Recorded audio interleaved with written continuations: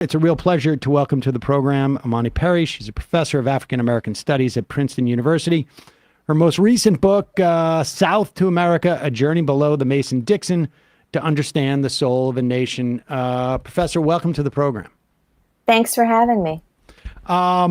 Before I mentioned, before our break that I was going to bring up Charlie Kirk to you, I'm going to hold off for a moment so that, but again, apologies for that.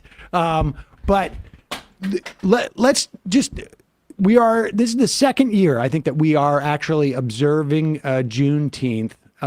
It was declared a holiday, I guess, 3 years ago on the 21st. 2021. I'm confused about how that works in terms of the time. But just give us what the ostensibly this holiday is celebrating. Right. So it's a portmanteau of June and 19th, and it's celebrating when General Granger made his way into Galveston, Texas, and declared enslaved people free. Now, that was 2 years after the signing of the Emancipation Proclamation, and it was a sort of the last official order of the Civil War that allowed people who were enslaved to actually experience what it was to be emancipated. And of course, it celebrates that in a sort of, it is appropriate that it's a celebration, but it wasn't sort of easily executed freedom. There were people who tried to re-enslave folks. There were still skirmishes. There was violence, and of course, there were black codes almost immediately afterwards. And really, it required both the 13th and 14th Amendment to begin to even experience freedom substantively. But it was the day that they call the Day of Jubilee in Texas historically. And it spread to some adjacent states. And there you have Juneteenth. This is where I'll bring up Charlie Kirk, because I just read a piece by Peniel Joseph in the Texas Monthly, and I can't remember when we had him on, but he argues that it's more than likely that the people in Galveston, that slaves in Galveston knew of the Emancipation Proclamation, Sure. And that. So it wasn't as if, this was a surprise and it was, and clearly they had to lay low in that instance. How much of citing Juneteenth as the day, as the holiday to sort of ostensibly celebrate the end of slavery is a function of the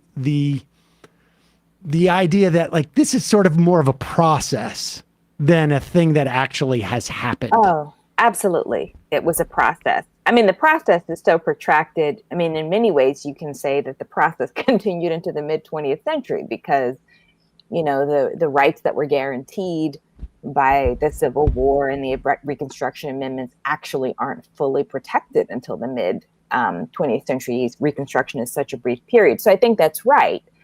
It was a process, but there is this culture that develops in Black communities, and Juneteenth is one example, of simultaneously celebrating moments of progress, even when struggle persists, right? I mean, Memorial Day has that origin.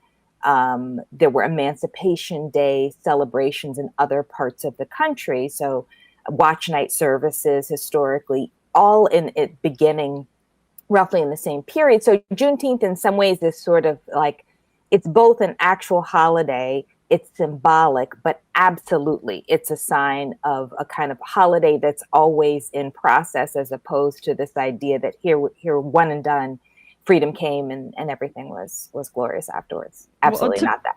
To build off that point too, I mean, to me, embedded in it is this notion of freedom delayed, right? Where if the powers that be have said, the Emancipation Proclamation, the slaves are freed, and then 2.5 years later, that's when it is announced to people in Galveston. And there's a symbolism in that as well, where freedom as written down on paper is not freedom in practice. And that's, I think, what's beautiful, I guess, about Juneteenth being the celebration as of course, as opposed to, of course, it being the Emancipation Proclamation Day.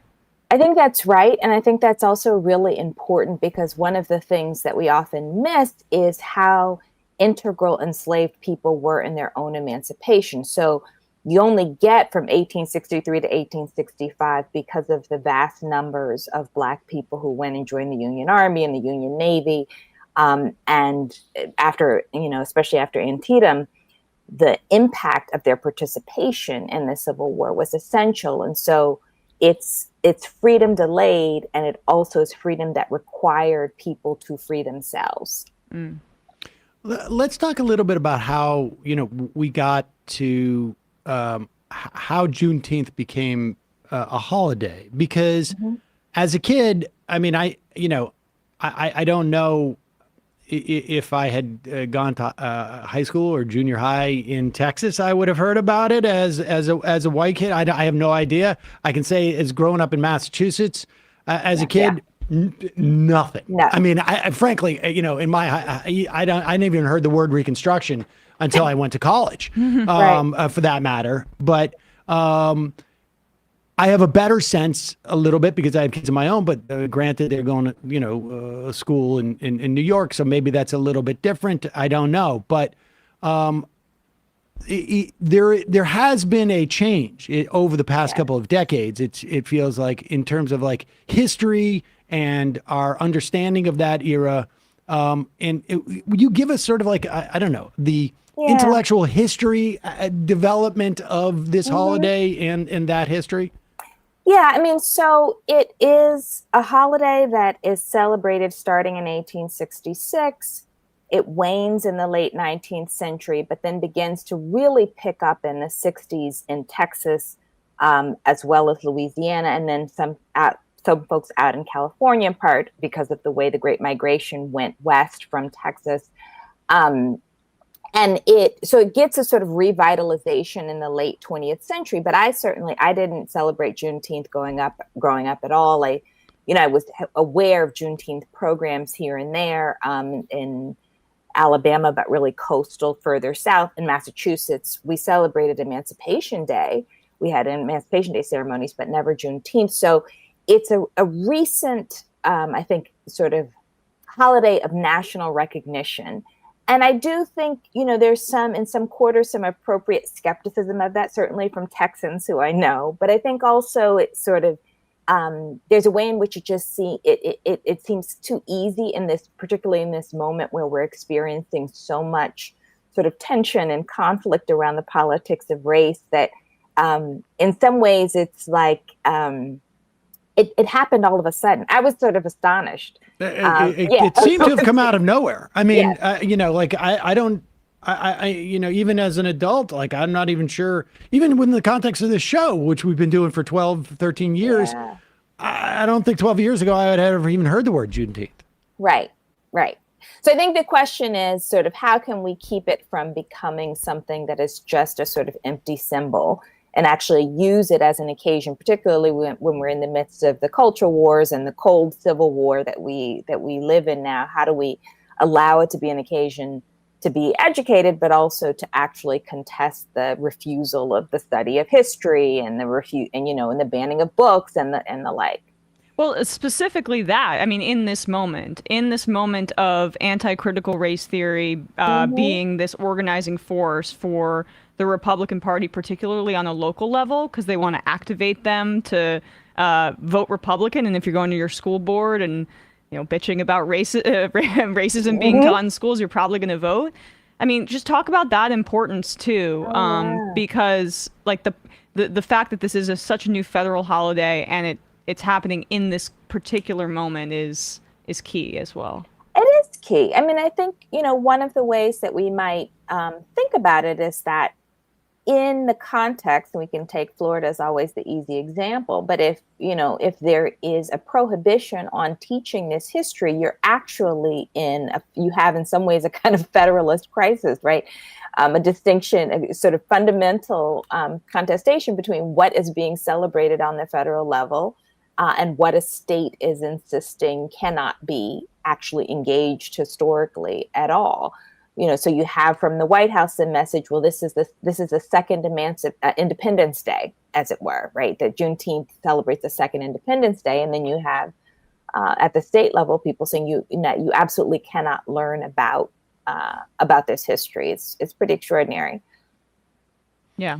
Well, I mean, talk about that, the Juneteenth within the context of, like, because we're in an era, right, where we have also followed where a lot of the Confederate statues have come down. Fort Bragg is getting renamed. I mean, it's almost like there's a sort of, I don't know, a mirror image to the 20s in the 1920s, or the early 1920s, or 19 teens, where we've come out of Reconstruction, and there's this resurgence of the KKK, and all of these memorials start going up, and there's an attempt to sort of establish the lost cause and to create a new revision of history.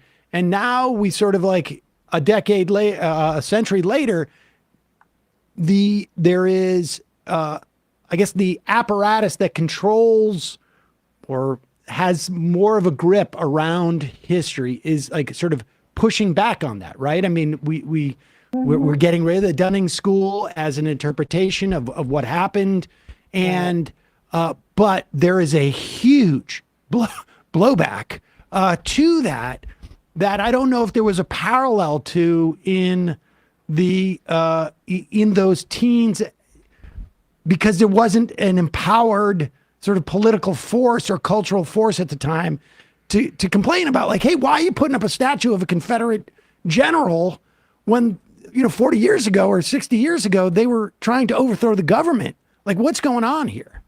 Right. I mean, what's interesting is that this is why, it's a fascinating era. So one of the consequences of digitization is that we have access to sort of vast numbers of Black newspapers from the 1920s. So there's a really robust conversation happening about the evil of the lost cause and the violence behind it, right? And so it's not recognized in the mainstream, but there is the conversation that's happening. And in some ways, the culture wars cycle every 30 years.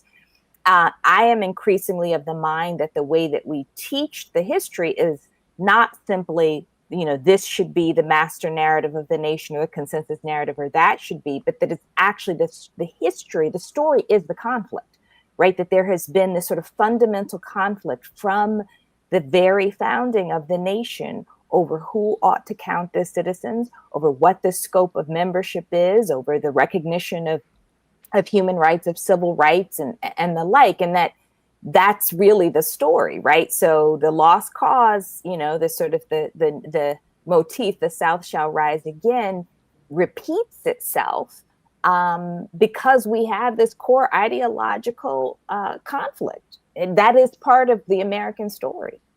So if American history is these sort of like two major competing narratives that at various times, and the story of our history is a product of that dynamic at any given time, where one narrative may have more, the more cultural, like, what is it that when we look at that dynamic, like, what is it that we're saying that the narrative has? Like, are there components of society that, one narrative has captured for this particular era as opposed to the other narrative? Is it all just simply political power? Is there cultural power to it? I mean, I hate to refer to Charlie Kirk, but this segment we just played so laid out all of these issues, but from, a guy who wasn't quite, I think, conscious of the issues, but sort of reacting to them in some way. Yeah, I mean, I think the narratives have beliefs behind them. And there's something instructive that one narrative wants to limit what people know in order to sustain the belief. And the other actually, at best, is encourages deeper investigation, right? And so the sort of anti-intellectualism, the anti-education disposition of the sort of lost cause idea, I think the way that, that those of us who believe in history and believe in truth and justice respond is to say, what are you so afraid of people knowing, right? But I do think So I think it's political, and I think it has to do with power, but it also has to do with belief systems, right? At a very core level, right? And not just, we bandy about words like democracy, but the idea is what I think behind is what's the precondition for democracy, right? And the precondition for democracy is on a certain level, this question of who do you believe gets to participate, right? What are the conditions of participation? It's not just democracy isn't just the procedure, right? It's actually how do we get to the voting booth or whatever, or what have you, or the table, as it were. And so, so I think it's a combination in many ways of all of the things that you said. I feel that it's immensely important that moments like this act as mythbusters too, because so much of like the white power structure wants to mythologize like the founding of this nation. It's the whole 1776 project nonsense, revisionist history, and why I feel this is a more opportune moment than, say, Martin Luther King Day, where I feel like a massive section of the population has deified or like defanged him as well at the same time. This is much more of an opportunity to analyze that conflict that you describe and the ongoing nature of it, as opposed to presenting a figurehead and then saying, well, this person solved this, and then, okay, let's wash our hands of it. Yeah, I mean, I think that's right, to the extent that, because Juneteenth is new, it becomes an occasion to have a debate around it. I am also of the mind of, telling the truth about Dr. King and using, I think, and it's a really wonderful example that you give, though, because the way that he gets mythologized and actually defanged is by the taking of a sound bite. And I think similarly, the way that there are some folks talk about Juneteenth, as though it has no political content, has the potential of having that same kind of, kind of flattening of the legacy. And so I do believe we can have this discussion around Juneteenth, and I hope that it encourages us to actually reevaluate all of the holidays, right? Reevaluate the Federalist Papers, it becomes an occasion to think differently about our past. What is the way to sort of like maximize that utility? I mean, Charlie Kirk called this a neo-segregationist holiday. And that it was, I mean, the thing is, though, there was the way that he approached it was really fascinating to me, because he said it was meant to undercut July 4th. And I think on a sort of like an ideological, like intellectual level, that's an interesting sort of like thing to discuss, because Frederick Douglass's famous speech about like, this is not, it's Independence Day, but it's not. But then he sort of turned it into, just because of its close proximity in time to July 4th, that instead of it being sort of like a way to undercut the, to make July 4th more of a process day than a sort of, this is when we got, our liberation.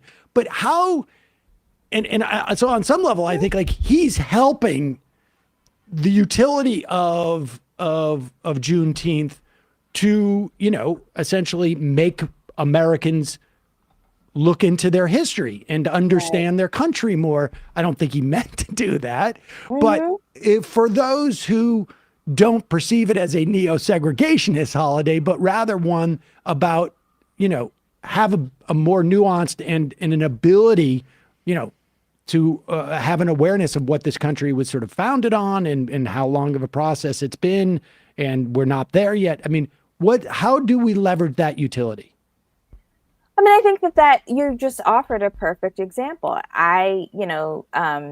Growing up, I was expected to read What to the Slave is the 4th of July, right? And the idea that and Independence Day, the 4th of July was a widely celebrated holiday in Black communities. Any day that's a day off for people who are hardworking is a widely celebrated holiday. And also, at least in the South, there was a kind of defiant patriotism that was associated with the 4th of July, right? And so I mean, I think telling that story, right, of freedom, the founding of the nation is both a slave on the principles of liberty, but as a slave nation is an important lesson, right? And then to read, I mean, you could actually tell a story reading through the history of the antebellum South. You could tell a story through, you start with the Revolutionary War and about Black soldiers for British loyalists who were emancipated because they fought on the side of the crown. And some of whom went to England. You can talk about Crispus Attucks, and then you can talk about Frederick Douglass. Then you can actually sort of tell the story that takes us through the building of the wealth of the nation through cotton, right? And the expansion of slavery and the Indian removal, and then come to Juneteenth, right? And even then, it's a protracted struggle. But I do think that we actually should expect, whether it's part of history education or civics education, for people to understand the making of the nation without romance, but with some sort of really important signposts about what these principles actually mean. The 14th Amendment is huge in our sort of day-to-day lives, but we don't tend to know, right, how we got there. Right, that kind of robust citizenship actually comes through the Civil War. How much does in your estimation does class and just capitalism play within that narrative over the years? I mean, and how much of it do you see that there is an attempt or a failure to an attempt to decouple those ideas, or a failure to connect those ideas?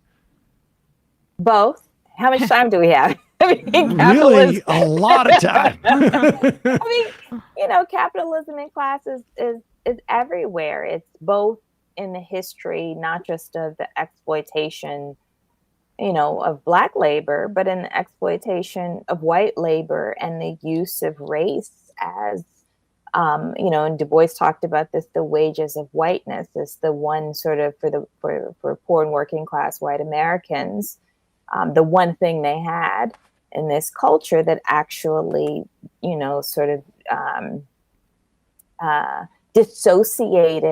not only dissociated poor and working class people from each other on the basis of race, but actually set up a logic of competition so that you have some of the most sort of impassioned defenders of the logic of white supremacy being people who are relatively vulnerable because of a fear that if they lose the benefits of whiteness, they have nothing in a society that is so profoundly unequal.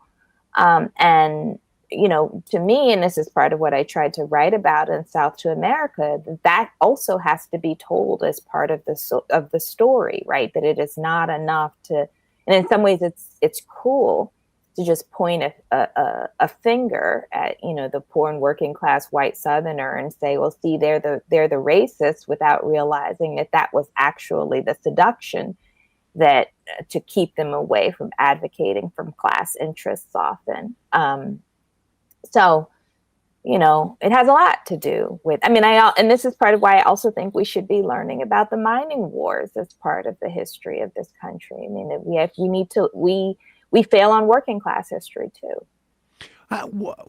Why do you think that there's been, and the Alabama, where I would say is the sort of the pivot point maybe of your book?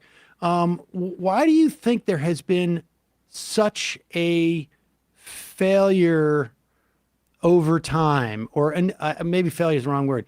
Why has it been so unsuccessful in creating a broader awareness of that concept of the wages of whiteness and how it's been used in the context of exploitation? Like, we had, I cannot remember the author's name now, but Hammer and Hoe, was it Robin Kelly? Yeah, we had Robin on to discuss that book, and obviously it looks at Alabama, and it looks like the sort of like attempt to sort of create a solidarity amongst the white and Black working class. What has to happen before that sort of concept, or what hasn't happened, or why has it been why is it still today so so easy for conservative, reactionary, revanchist, whatever you want to call them, forces to exploit that? I mean, I think the easiest way to answer, and of course it's not an easy answer, but is that race is so deeply embedded in the logic and the patterns of behavior and the habits of Americans that it can be deployed at the blink of an eye. And it becomes very hard to overcome. And then that combined with, in the current political economy, in the context of sort of late capitalism and neoliberalism, where there's virtually no safety net, where there is a sort of competitive logic, everything is marketized, people are really terrified of giving up even the most modest advantage that they might have. And so even the sort of minutia of stratification, and I think this is across the board, people clutch on to. We see some powerful counterexamples, though, with the growing sort of labor movements. I don't want to diminish that because I think it's a very exciting turn in this country. And as this sort of labor movement emerges, they are heavily multiracial groups of people. And so hopefully, I guess we try to, I think we should try to invest in those moments. And perhaps by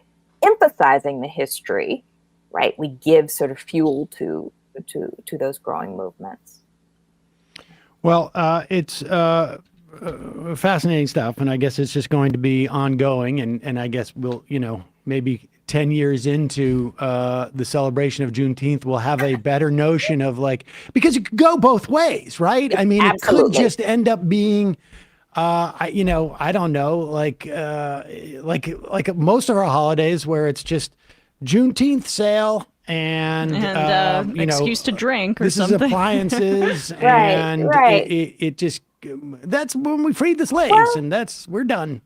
Well, it will almost certainly be that. And then the question will be, will those of us who want it to be more, will we do something, right? It'll certainly be that. We see it already. There's lots of Juneteenth sales. But the question is, what is our responsibility in the face of our present moment and our really extremely painful history? Imani Perry, professor of African American Studies at Princeton University. We'll put a link to South to America, A Journey Below the Mason-Dixon, to understand the soul of a nation. Thanks so much for your time today. Really appreciate it. Thanks. It's been great talking to you. Thank you. My guy.